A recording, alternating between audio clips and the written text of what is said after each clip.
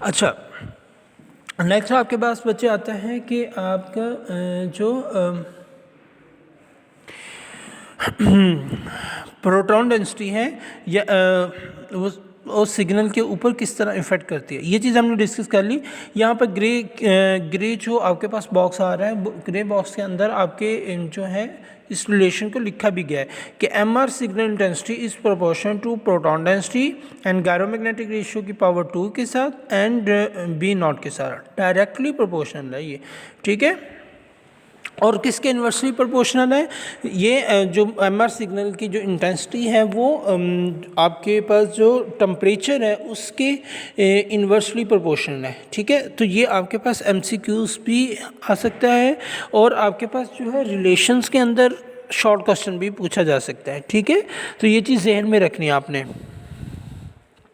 इसके अलावा इसमें क्या चीज़ें डिस्कस की गई हैं, इसमें ये चीज़ डिस्कस की है कि सम टाइम किसी टिश्यू के अंदर जो हाइड्रोजन की अबंडेंस होती है उसके बावजूद, हाइड्रोजन होने के बावजूद उसमें से सिग्नल की इंटेंसिटी, जो सिग्नल इंटेंसिटी होती है वो कम होती है। उसकी रीज़न ये होती है कि वो टाइटली बाउंड होता है। तो दो चीज़ें मैटर करती हैं किसी भी टिश्यू के अंदर जो आपके पास सिग्नल इंटेंसिटी के आने की। एक तो ये कि उसकी अबंडेंस कितनी है, दूसरा कि वो कितना फ्रीली अवेलेबल, फ्रीली मूवेबल है, ठीक है। अगर आपके पास एक हाइड्रोजन जो है वो फ्रीली मूवेबल नहीं है, बहुत ज़्यादा टाइटली जो है वो बाउंड है, तो फिर उसके अंदर चांसेस कम होते हैं कि आपका जो सिग्नल है वो इमिट हो सके, ठीक है।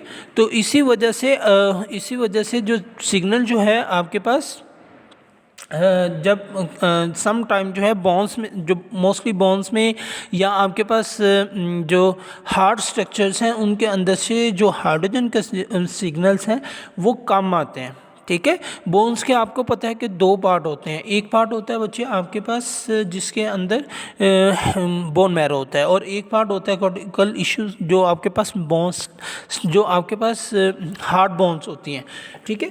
तो हार्ड बोन्स जो होती हैं बच्चे उनके अंदर वाटर तो मौजूद होता है लेकिन इतना ज़्यादा नहीं मौजूद होता। दूसरा हाइड्रोजन जो होते हैं वो आपके पास टाइटली बाउंड होते हैं, तो उनसे सिग्नल जो है वो कम मिलता है आपके पास, ठीक है। सेकंड चीज़ें जो इसमें, ये सारी चीज़ें और बातें डिस्कस की गई हैं, आप बच्चे इसको पढ़ लेना, ठीक है। जो इसका खुलासा वो मैंने आपको बता दिया। तो सेकंड जो इसका टॉपिक है इस चैप्टर में वो है आपके पास T1 relaxation time. T1 relaxation time जो है, T1 रिलैक्सेशन टाइम जो है उसको हमने डिफरेंट नाम दिए हुए हैं, ठीक है। तो जो T1 रिलैक्सेशन टाइम है उसका सेकंड नेम क्या है, सेकंड नेम क्या है, ये एक एमसीक्यूज़ भी है जो कि आपने जहन में रखना है, वाइवा में भी पूछा जा सकता है। T1 रिलैक्सेशन का सेकंड नेम है जो आपके पास MX M कि ये MZ की वर्ड MZ, ये टूवर्ड MZ एक रिलैक्सेशन है।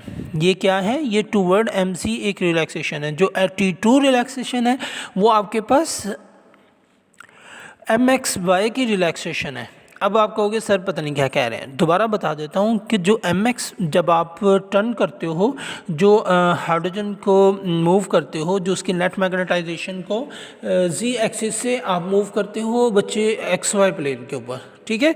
तो XY प्लेन के ऊपर जब आप उसको शिफ्ट करते हो 90 डिग्री की RF पल्स को यूज़ करने के बाद, तो होता यह है कि सबसे पहले वो रिलैक्स करता है XY प्लेन के ऊपर, ठीक है।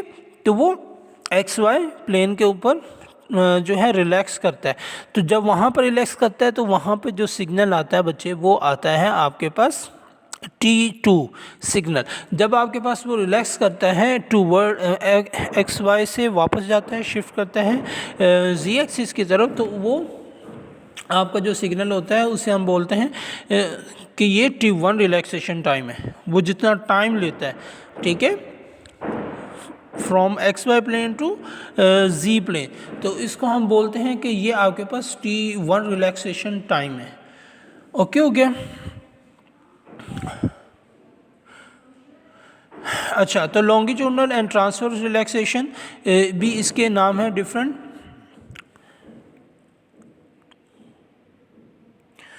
यहाँ पर T1 रिलैक्सेशन का जो और T2 रिलैक्सेशन के जो हैं डिफरेंट ग्राफ दिए गए हैं। और ये जो चीज़ें मैं बोल रहा हूँ ये कहाँ पर मौजूद हैं, डेफिनेटली बच्चे यहाँ पर आपको मैं दिखाता हूँ। एक जो चीज़ जो मैंने आपको पहले बताई है वो ये कि T1 वेटेड जो इमेजेस होते हैं उनके अंदर जिनके T1 शॉर्ट होते हैं उनको ब्राइट अपीयरेंस आती है, और जिनके लॉन्ग T1 होते हैं वो डार्क अपीयर होते हैं। वो पेज नंबर 68 पे मौजूद है, ठीक है। इसके अलावा T1 का सेकंड नेम जो है, जो अभी मैं आपसे जिक्र कर रहा था कि T1 रिलैक्सेशन का सेकंड नेम जो है वो लॉन्गिट्यूडनल रिलैक्सेशन है, ठीक है। और इसके अलावा स्पिन लेटस रिलैक्सेशन है। ये तीन इसके नाम हैं जो आपने याद रखने हैं, ठीक है। T1 रिलैक्सेशन के जो नाम है वो सेकंड नेम्स क्या हैं या इनको किसी और नेम से कैसे जाना जाता है, वो है T1 का सेकंड नेम है लॉन्गिट्यूडनल रिलैक्सेशन एंड और या फिर हम इसको बोलते हैं स्पिन लेटस। अब लेटस क्या चीज़ होती है? लेटस जो होता है बच्चे, आपके पास एक क्रिस्टल होता है, क्रिस्टल जो हो, किसी भी क्रिस्टल को आप लेटस बोलते हो, ठीक है। साल्ट क्रिस्टल जो भी बनते हैं उनको हम लेटस बोलते हैं, जो 3 डायमेंशन में होते हैं, ठीक है। तो ये अपनी एनर्जी डिसिपेट करता है क्रिस्टल के अंदर, तो इस फिनोमेना को हम कहते हैं स्पिन लेटस। अगर वो एनर्जी को डिसिपेट कर रहा है स्पिन के साथ, तो फिर हम उसको बोलते हैं स्पिन रिलैक्सेशन।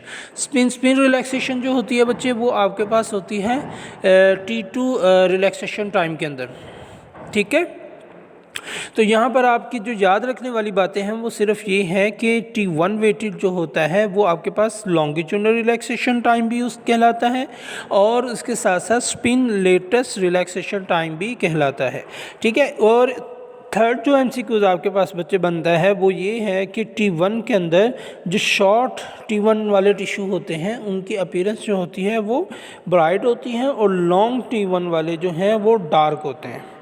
इसी तरह आपके पास T2 रिलैक्सेशन है। T2 रिलैक्सेशन जो है सबसे पहले आती है, इसका सिग्नल T2। अच्छा, एक और क्वेश्चन है कि T2 रिलैक्सेशन पहले आती है या T1 रिलैक्सेशन पहले आती है? तो याद रखना है कि T2 का सिग्नल पहले आता है और T1 का सिग्नल बाद में आता है, और T2 का दूसरा नाम जो है वो है ट्रांसवर्स रिलैक्सेशन,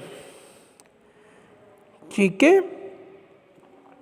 ट्रांसवर्स रिलैक्सेशन होती है और इसको स्पिन रिलैक्सेशन भी बोलते हैं। और ये बच्चे आपके पास 84 पेज के ऊपर लिखा हुआ है, और डिफरेंट जो अगर आप पढ़ोगे तो आपको ये मिल जाएगा। मे बी अगर आपको इस तरह मेरी वीडियो बनाने से नहीं मिल रहा है तो सब बच्चों के पास सॉफ्ट फॉर्म के अंदर बुक है, तो आप लोगों ने इसको टिक मार्क कर लेना है, इसको जहन के अंदर रख लेना है, सो दैट ताकि आपको कोई इशू ना हो। ठीक हो गया।